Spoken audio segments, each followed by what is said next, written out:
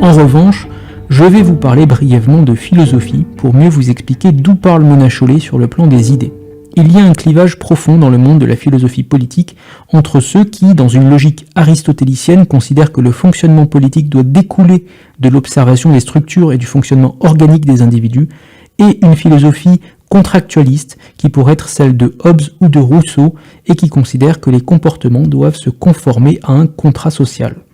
Pour caricaturer, l'équipe Aristote considère que la loi enregistre la pratique, alors que l'équipe de Hobbes et de Rousseau considère que la loi crée la pratique. Je vais prendre la liberté d'appliquer cette caricature aux relations hommes-femmes pour bien me faire comprendre. On peut par analogie considérer qu'il existe une forme de révolution amoureuse qui se matérialise par le triomphe de la conception de Hobbes et de Rousseau sur la conception aristotélicienne. Dans la conception aristotélicienne, une observation minutieuse des comportements humains aurait révélé qu'en très grande majorité, les hommes étaient attirés par les femmes qu'ils jugeaient physiquement séduisantes, que les femmes étaient attirées par les hommes qu'elles jugeaient en position de domination sociale, que les hommes avaient tendance à vouloir séduire librement sans se fixer, et que les femmes voulaient au contraire de la sécurité durable pour avoir des enfants. De cet ensemble d'observations aurait pu découler un concept, par exemple celui de contrat de mariage indissoluble, qui satisferait les deux parties tout en imposant juste assez de contraintes pour garantir la sécurité voulue par chacun. Dans la conception contractualiste, à l'inverse, on peut décréter un contrat de relation entre les gens, qu'importent les pratiques réelles de l'époque, et espérer que les gens s'y conformeront à l'avenir. On peut ainsi décréter que pour le bien de tous et l'inclusivité universelle, on pourra marier désormais un ensemble de 4 personnes qui seront les parents 1, 2, 3 et 4 et espérer que ce type de mariage séduise le plus grand nombre. Et après tout, dès que l'État français décrète quelque chose, vous trouverez un grand nombre de gens pour s'en réjouir ou s'y adapter parce que c'est dans la loi, on n'a pas le choix. Mona Chollet est à sa manière de cette école contractualiste. Pour elle, il faut décréter et la pratique suivra. Au premier chef, il faut décréter d'urgence sur l'hétérosexualité, car la domination patriarcale fait du couple hétérosexuel une pratique contre nature. Je rapporte ici une pensée qu'elle fait sienne, je cite, « Les relations amoureuses entre hommes et femmes ont ceci de particulier qu'elles sont les seules relations de domination sociale où le dominant et le dominé sont supposés s'aimer. » Laissons de côté cette idée proprement délirante qu'une relation amoureuse est une relation sociale de domination avant d'être une relation amoureuse. Ce que nous dit Mona Chollet en réalité, c'est qu'elle aimerait que le couple hétérosexuel soit redéfini intégralement.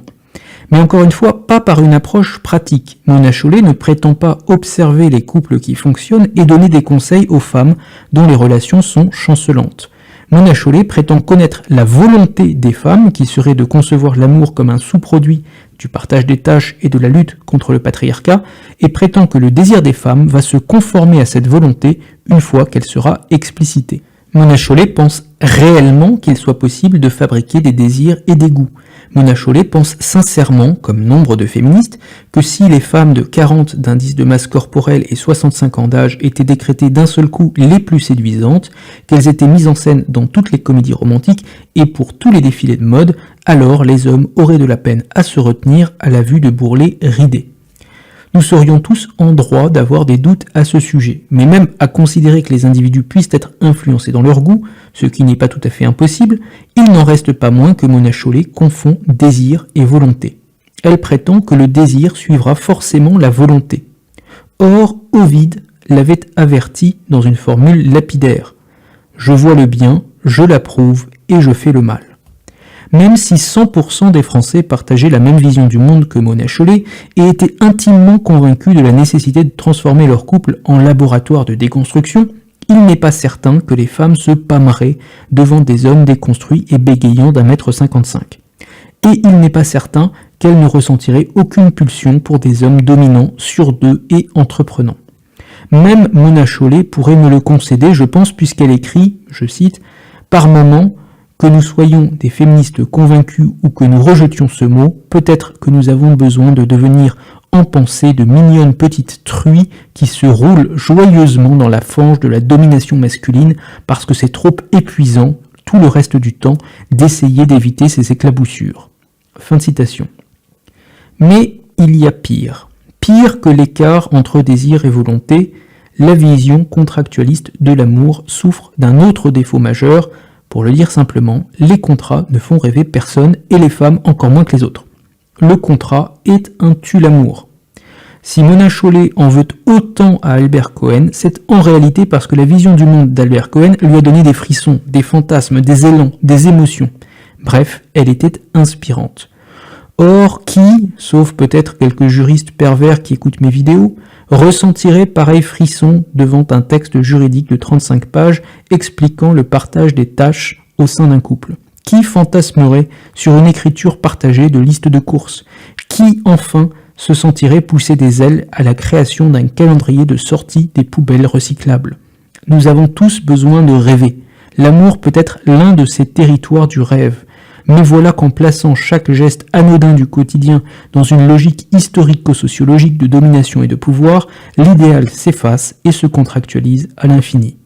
Je cite, « Chaque jour, en effet, même la moins féministe des femmes doit dépenser une énergie considérable, consciemment ou non, à se défendre contre la domination masculine, à composer avec elle et ou à lutter contre elle. » Ce qui fait que Mona Chollet est prise au piège car elle veut à la fois dans une poussée paranoïaque tout réglementé, mais en même temps elle réalise l'impossibilité pratique de fantasmer les règlements, de glamouriser les contrats. Mona Chollet voit le contrat, elle aime son confort et son apparente sécurité, mais elle n'en éprouve aucune exaltation ou aucune jouissance. Et ne voulant pas reconnaître son erreur, elle cherche à repousser les limites du contrat pour se sauver, jusqu'à tout contractualiser. Le drame de Mona Chollet, c'est qu'elle est devenue accro au contrat, mais qu'elle n'en jouit même pas. Ironiquement, si elle avait étudié l'histoire de son propre mouvement, Mona Chollet aurait pu lire les appels déchirants de ses sœurs d'un siècle lointain qui critiquaient le contrat de mariage et appelaient à plus de sentiments, de vrais, de nobles et de beaux sentiments. Le contrat, quel poids, disait-on alors, quel horrible empoisonnement et emprisonnement de la vie des femmes, supprimons vite tous ces arrangements et libérons-nous pour apprécier enfin la spontanéité et l'authentique. Le seul intérêt du livre est de contempler ce duel entre deux Mona Chollet que tout oppose, celle qui fait les règles en gesticulant et celle qui les oublie en minaudant, comme quoi l'histoire féministe, sinon l'histoire féminine, oscille comme un pendule, de droite à gauche, de la souffrance d'une liberté brutale à l'ennui d'un contrat protecteur, et les femmes ne sont jamais pleinement satisfaites ni de l'une ni de l'autre.